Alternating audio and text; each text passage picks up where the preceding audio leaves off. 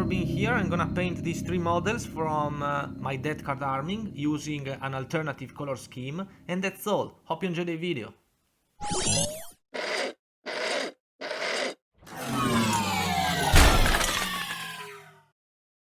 I start with the models primered with Corax White from Games Workshop, but I do not use a very thick coat of Corax White because now with the first step we are going to enhance the lights of the model by painting the white with the airbrush at around 45 degrees of inclination from the top.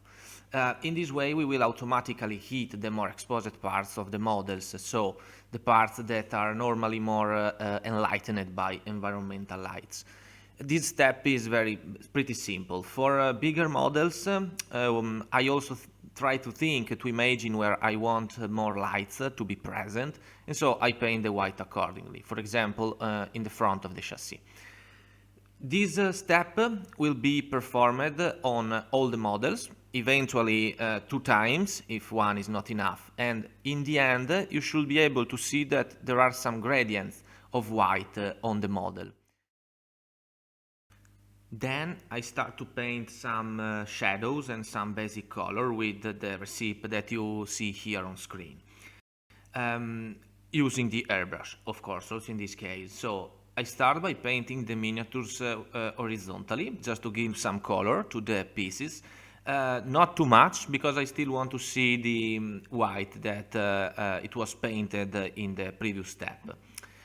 After that, I start by painting the miniatures with the airbrush at 45 degrees of inclination, but from the bottom of the miniatures. So, in the contrary, use it for painting lights, because in this case we start to painting some basic shadows. For bigger models, like vehicles, is the same. Just try to imagine where you want these shadows to be present. Also in this case, pretty simple step. At this point I take the white again, and with this step, which is very similar to the first one, I put some more lights on the models, so again with the airbrush at 45 degrees from the top, but also I use this step to blend the light and shadows painted in the previous 2 steps. So this step is a little bit more difficult than the previous 2, but still simple. Just try to blend the lights and the shadows, and if you see that there are some strange light and shadows gradients, try to blend it. So it's only this step. For bigger models like this vehicle, also in this case I want to enhance the lights on some specific spots, and so I just paint the white accordingly. It's not really difficult at this point, and we will have another step to fix any error. Now I prepare this recipe that you see on screen, and using the airbrush I'm going to put the extreme shadows on the models. So pretty simple step, very simple, because in this case I just use the airbrush vertically, but from the bottom of my miniatures. So in this way you will automatically hit the less exposed parts, the more hidden parts, so the parts where you want the extreme lights to be present. Is the same also for bigger models like vehicles.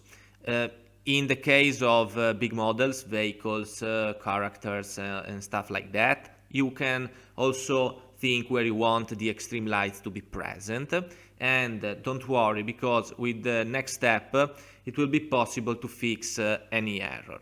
So in case any error will be done in this step, we will be able to fix it anyway with the next one, so just go on with this step. At this point I take the white for the last time, and I paint it again. This step is very useful, especially to fix any errors between light and shadows that you can find on the miniature, and also to put some extreme light spots with the white.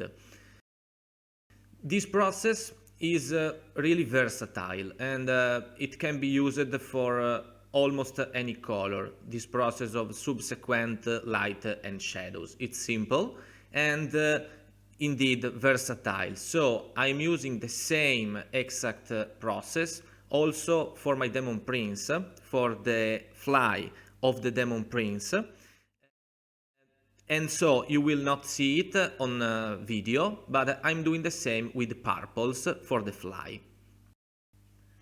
Once the airbrush work is done, I start with oil washes. So I prepare an oil wash using blue, green and black in order to create a sort of watery blue, and I cover all the parts painted with this greenish color obtained with the airbrush work.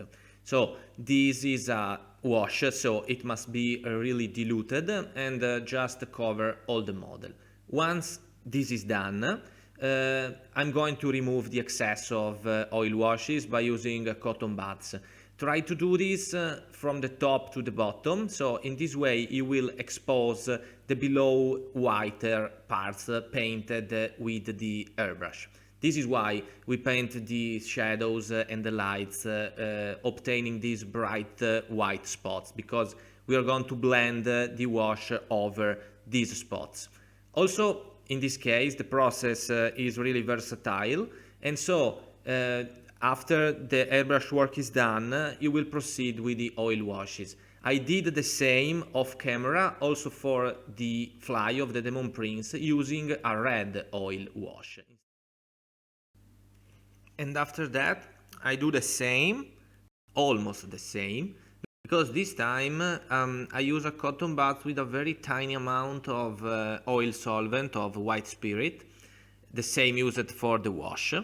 But in this case, I will just remove the wash where I want the extreme lights to be present.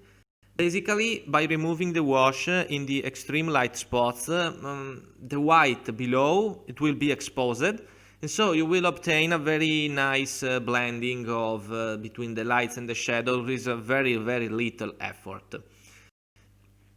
Also, in this case, the process is really versatile and it can be done for almost any color scheme that you can imagine, if it's very pale or a skin and so on. So I will do the same also on the fly of the demon prince. Here, as you can see, once you remove the oil wash, you will easily expose the white below. So you can see that you obtain very bright areas with very little efforts. For bigger models like vehicle, I try to do it on some strategic area, let's say, where I want the light to be really strong. Because with the next step, I try to make this area to really stand out by using again Vallejo Air White, but this time with a brush. It's supposed to be used with an airbrush, but it makes no problem to use it also with a brush. So I put this white with a tiny brush on some edges. So where I want to have extreme light spots. This is really simple because you just put some white on the extreme light spots, and especially this can be done with almost any color scheme. So again, I will not show you on video, but I make this same exact process also on the fly of the demon prince, which was painted in purple and then washed with oil washes in red. For big models like vehicles, this process should be done on almost any exposed edge. So in this way you will obtain some sort of, you will mimic some sort of reflection, which is really nice on vehicles. So on vehicles, you just do this, you just paint almost all the edges with the white. You can perform this step even if the oil wash is still somehow not completely dried, But after this step, you should let the model to completely dry overnight before continuing, because you want the oil to completely, the oil solvent to completely evaporate. At this point, you should be at around 2 hours of work totally. And on the next day, I will perform the most boring process ever, which is to just base coat in black all the parts that will be metals, so rust, or horns, or cloths, and stuff like that. Basically, base coat everything in black, with the exception for what will be tissues, guts, and organic parts, let's say.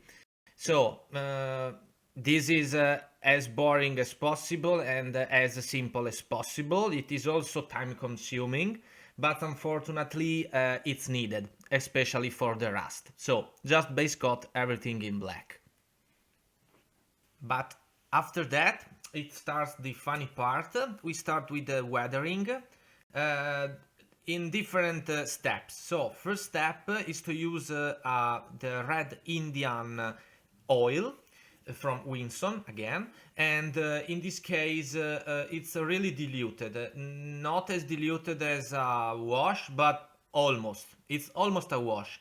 We will not wash the entire model with this wash, let's say, but all the recesses, all the screws, all the holes, and stuff like that. We will use it this step both for weathering and also to create more contrast on the armor of the models. And after that, I am using, let's say, the oldest trick in the book, using oil colors. The same red Indian used before, this time almost pure, so diluted a little bit. You put these little dots of oils here and there on some screws, on some recesses, on some parts, let's say, and then you pull the color down by mimicking the gravity, let's say, with white spirit. The oil colors in general take several hours to dry completely, so you will have a ton of time to pull the color as much as you want, to thin down the color as you like. So you will have a ton of time, lot of time to do it. Do not worry, because it will take several hours to dry. It's simple, it's funny, and it's effective in a very fast way. It will mimic some old rust appearance effectively. Then we start to prepare the base for the rust. So all the parts that we base coated in black will be dry brushed with some metallic color. I'm using an old Citadel color, but almost any metallic color will be okay. Just dry brush all the parts of the models. In the beginning, for some parts of the Plagueburst Crawler, I base coated some parts already in black in order to avoid this part of the process. So for example, this piece was base coated in black already from the beginning, and this is why also I'm painting this vehicle in different parts, and then I will assemble. Once the dry brush is completed, we start to build the rust. At first, by preparing a diluted wash in water and also with some drops of matte Vallejo varnish to seal the pigment better. This diluted wash will be applied on all the metal parts, but it should not be too dense. It should have the consistency of a sort of wash. It should flow through the metal parts and not stuck in the recesses too much. This is important for the subsequent steps. So just to wash all the metal parts with this wash. After the first wash, I'm gonna prepare a second one in orange this time. Also, in this case, a really diluted wash. And will not apply this wash all over the metal parts like the first one, but in the recesses and so on. Also, in order to create some rust texture, which is not uniform. So, to create some different parts more orange and some other, the below one more brownish, more red and some stuff like that.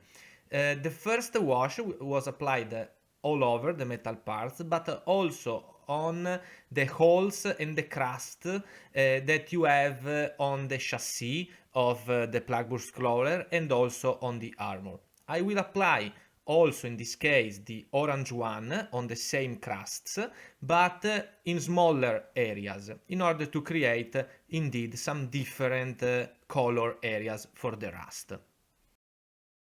Then I'm gonna prepare the last pigment wash with the same orange used before, but this time the wash shall be more concentrated in pigments. And as done before, so when we painted the recesses with the orange, this time we'll paint more in the recesses with this orange chalk. This will help to build the rust texture, which is not uniform but with different colors. After that, the rust is done, and we shall cover in white all the parts that will be organic. So for standard plaguemarines it's just some tentacles and stuff like that. For these biologus there are also some more bottles and little objects, these little liquid drops on the armor. So I'm just base coating in white in order to have easier painting in the next steps. Also for the demon prince, I will paint in white all his skin and so on. When the white will be completely dried, we'll use a very nice trick for obtaining a corpse-like flesh in a single step. So I'm preparing a wash of ink, purple ink, diluted in water, but especially in matte Vallejo varnish. This will create a very dense wash, and so once you have covered all the organic part in this wash, in the same exact step, using the same exact brush, I'm going to remove the wash in the recesses, but also in the light spots. So where I want the light to be present, I'm removing the wash. And if I do this same process with the help of some pure matte varnish, it will be much easier. And you can also sort of wet blend. And just after this step, I'm using the same wash when the previous one has dried, and I apply it only in the recesses, just to create some more contrast. This means two step, and this corpse-like flesh is done, is finished, and it's possible to go on. Now I'm using some shades and some contrast. At first I use Rakeland shade on a white base for some skulls, some bones, the teeth of the fly of the demon prince and so on. Using contrast paint, a nice trick is the same that we made with the purple wash before, and this is to just remove some of the contrast once applied to create some more enlightened areas. And we'll do the same also with this blue. This contrast blue, this ethermatic blue from Citadel, and I'm applying this on some of these little bottles and so on that are on this backpack of the biologus. And once I apply this ethermatic blue on the bottles, then I will remove some of the contrast where I want more light to be present. Very simple but also very effective. Then I make the same process but using the yellow ink, almost pure.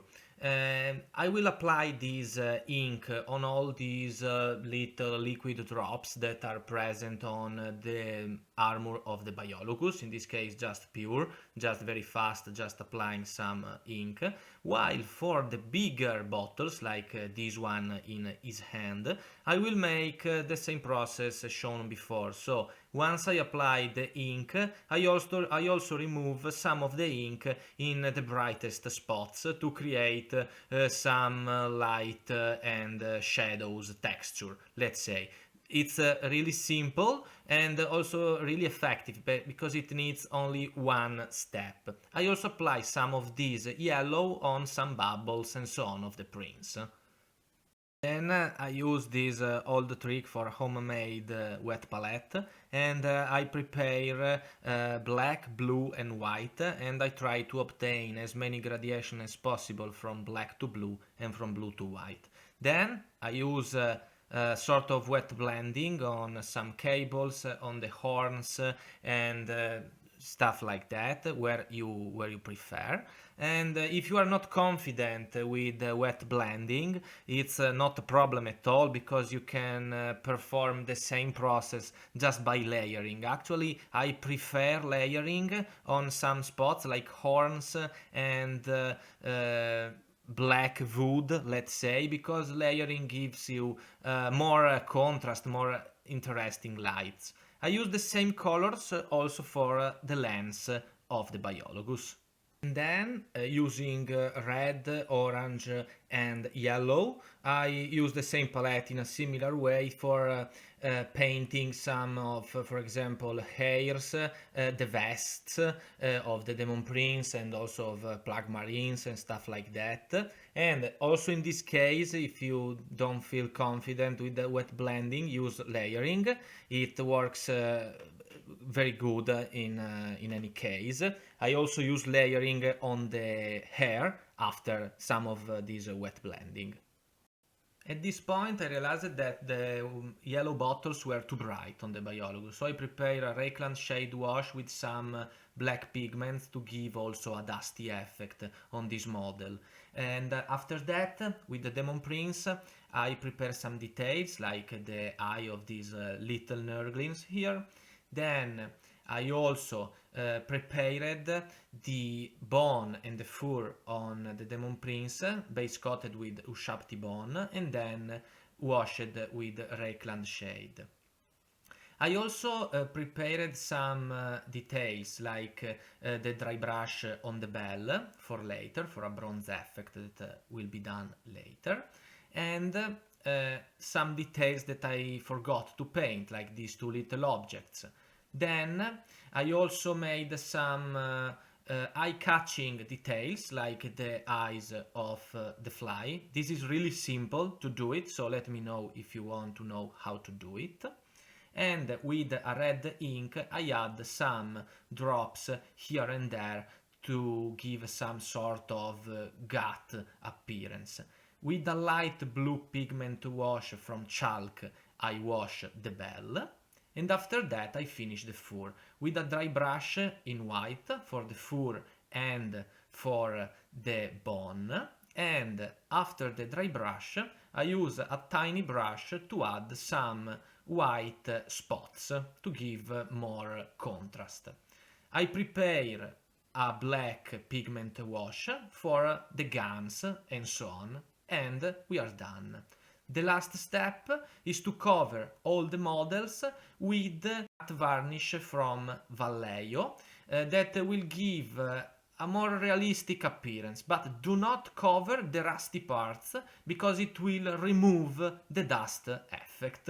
And after that the tutorial is finished and the models are ready for at least a decent tabletop look. Guys, thanks for watching. Hope you liked the video, and let me know in the comments if you have any question about it.